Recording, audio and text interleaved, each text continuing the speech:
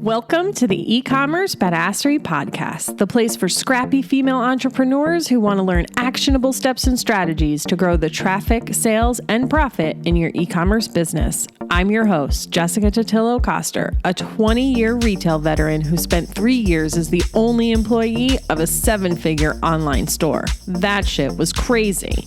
I know exactly how it feels to do all the things, and I'm sharing everything I learned the hard way so you don't have to.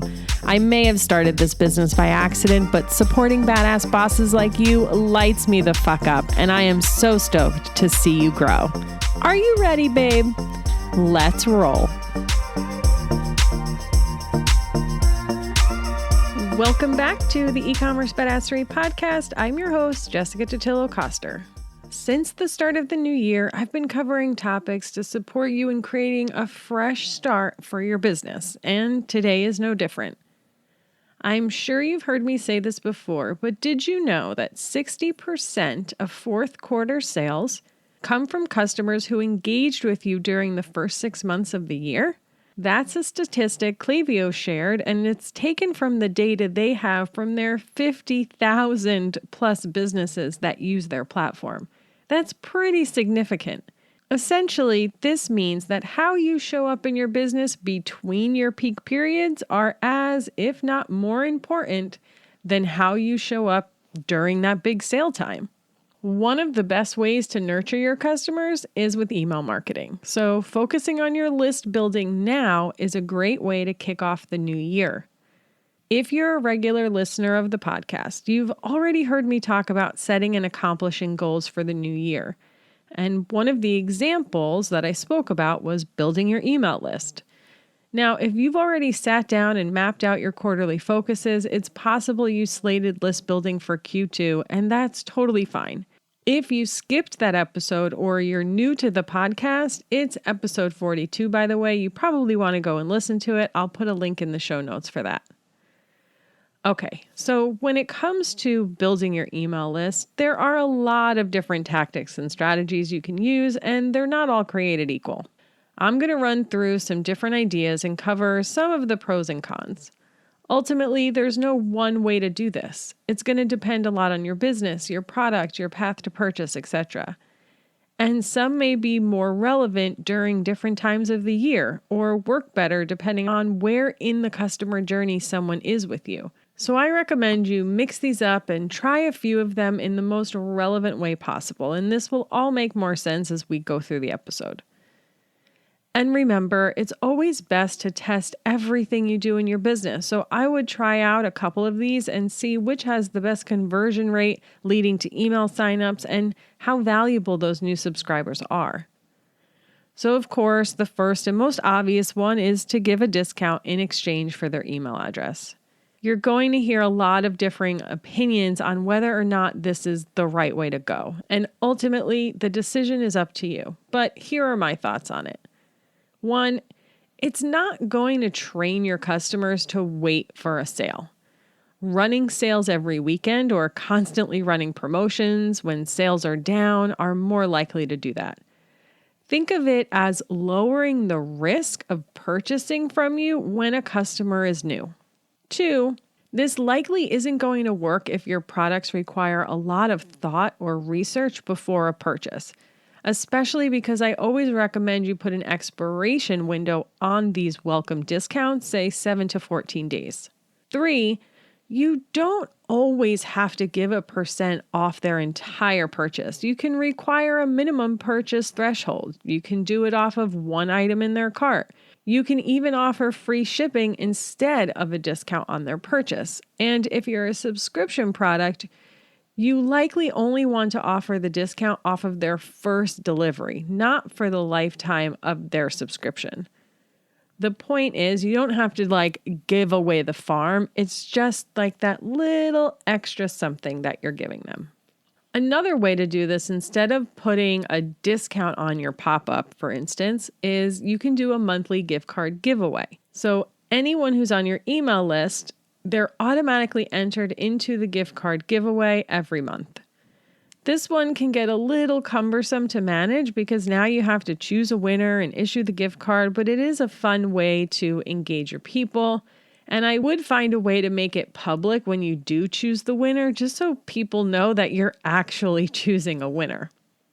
One of my favorite ways to grow an email list is through consistent pre-launching. If you're regularly dropping new collections, creating new products, or even leading up to all of your big sales, build the hype and the buzz around your upcoming event. It's the perfect messaging to use to build your email list. And this is especially important when you're trying to build your list from your social channels. Asking someone to leave a platform they're already on to fill out a form is kind of a pain in the ass. So if you set a solid 2 to 3 week pre-launch strategy around what's coming up in your business, and you give those subscribers first dibs, early access, a special gift with purchase, or something else that no one else is going to get unless you're on the list, will make it worth their while. You really got to build in the FOMO here. And it's a great way to engage your existing list as well. So encourage your existing subscribers to sign up to this special pre-launch list to get the exclusive perks you're offering. By doing this, you're piquing their interest in having them take a micro action by signing up for that new list you created. They're raising their hand and saying, yes, I want to know about this promotion. And if you want to learn more about pre-launching, listen to episode 20 of the eCommerce Badassery podcast. I'll put a link in the show notes. Another way is to actually tap into your existing customers, those who have purchased from you but haven't necessarily opted into marketing. The easiest way to do this is just add a quick call out into your transactional emails, like your order confirmation, asking them to join your list. This is at least allowed in the US, where 20% of your transactional emails can include marketing content, but check the laws in your own country before implementing this. Is this going to have a huge impact on your list? Are the subscribers going to flood in? Probably not, but it's just to give that little extra call out. Let them know that it's available, what they're going to get by being on your list, and ask them to come and do it because maybe they didn't check the box at checkout. You can also offer some sort of digital download, like a PDF guide or a checklist, just like what I do for my business. And this is what you can offer in your pop-up instead of a discount code if you don't want to go that route. Go back to your ideal customer workbook and see what your research told you. What does your customer care about that's related to your product? And if you don't already know, you need to go back to episode 42 of the podcast. That's where we walk through your ideal client, FYI. So once you know what she cares about, now you can create a guide that they're going to find value in. So some ideas here could be a recipe book, a styling guide, a makeup tutorial, something around self-care. If you know your customer is a mom, maybe you want to give her some tips and tricks around mom life. If she's an entrepreneur, you can give her productivity tips. Is she a beach bum? Give her the ultimate beach day checklist or a roundup of your favorite beach reads. You can also do something like this as a content upgrade to a blog post you write on your site. And if you listen to episode 13 of the podcast, I go way deeper into the content upgrade strategy, but I did want to mention it here.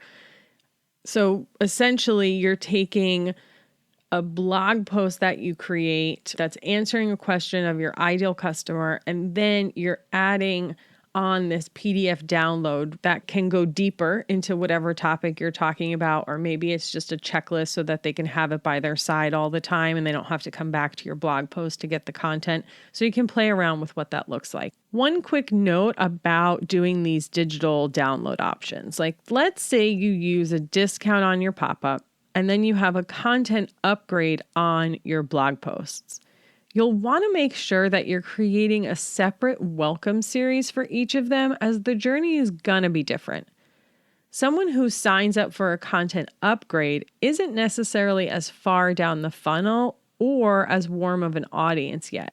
So you'll want to make sure you're nurturing them through the welcome series, and don't be surprised if they don't buy from you right away. That's to be expected. Remember, just lead with value and the money will come. The next one is another of my favorites, and that's using a quiz to build your email list. This is a really great way to engage your audience, gamify the process, and learn more about each subscriber based on the answers they give you. Beard Brand, Warby Parker, Airbnb, Z Gallery, they all have some type of quiz on their site to grow their list, and I'll put some links in the show notes for you to check them out. The type of quiz you create needs to be tightly tied to your business. So just to give you a few quick ideas. For a clothing boutique, you can create a style personality quiz and then send them to a collection of products that best matches that personality. You can do a skin type quiz for beauty. For CBD, you can find out what they're struggling with to direct them to the best formula for them. You can even make it more like a BuzzFeed quiz if it makes sense for your brand. So maybe you have a beachy boutique and you create a quiz like, what type of beach bum are you?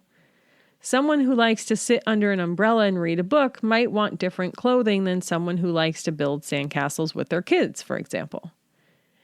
This one is going to be the hardest to implement because you'll need a platform to do this. Quizfy, I'm not sure how you pronounce it, and Whai are two on Shopify that you can use. I'll stick links to those down below. You can also use something like Typeform, but the sync with Klaviyo or whatever email platform you might be using, it might not be in real time. So if you're sending like an immediate follow-up email to them after they complete the quiz, there might be a delay, which isn't a great experience. The last thing I want to touch on is growing your list with giveaways. Now, this is likely one of the fastest ways to grow your list, but know that it's going to come with the least valuable subscribers. Ultimately, you're going to end up with a lot of people who have no interest in ever buying your product and they just want free shit. But that doesn't mean you can't do it at all. You just want to take some precaution. So if you're going to do giveaways to grow your list, here are a few things to keep in mind. Only give away your own products or partner with complementary brands. If you're giving away an iPad or an Amazon gift card, you'll increase your chances of reaching the wrong people. Make sure you create a separate welcome series for them. You want to make sure they know how they got on your list in the first place. Have a special offer for them and lead with providing these people lots of value. It's a great place to use some of your evergreen content and really nurture that relationship with them. Also, don't get emotionally attached to your list and make sure you're cleaning it often. If they're not engaging with those welcome emails or they don't buy from you within, say, 6 months, you should just remove them from your list. Seriously, it's not worth it. It will ultimately just cost you money since you pay for every subscriber on your list, and it's going to hurt your deliverability if they're not engaging with you. Now, like I said, there's really no one way to do this, so I would test them out and switch them up. You may want to use different strategies for different people. So, for instance, those who come to your site through Pinterest, a digital download, content upgrade, or quiz might be the best form for them. While those who come direct to your website or through an ad are probably closer to making a purchase and a discount makes sense. And because the discount is likely to be the highest revenue driver overall, you might just want to be strategic about when you use it. So maybe earlier in your business or whenever you're really focusing on acquisition and aggressively growing your list is when you implement the discount, while the rest of the time you go for the gift card giveaway instead. This way, you're not always giving a discount, but you're using it when it makes the most sense for your business.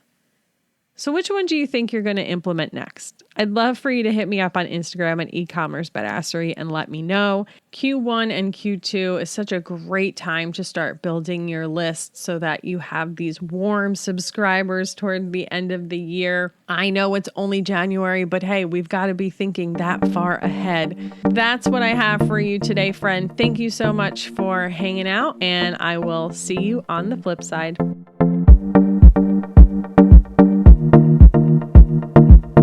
Thank you so much for listening to today's episode. If you like what you heard, I'd be so grateful if you'd leave a review on Apple Podcasts, and don't forget to subscribe so you never miss an episode. And if you're looking to surround yourself with more product entrepreneurs who totally get your life right now, get your booty on over to the eCommerce Badassery Facebook group. Can't wait to see you there. Until next time, e-commerce friends, stay badass.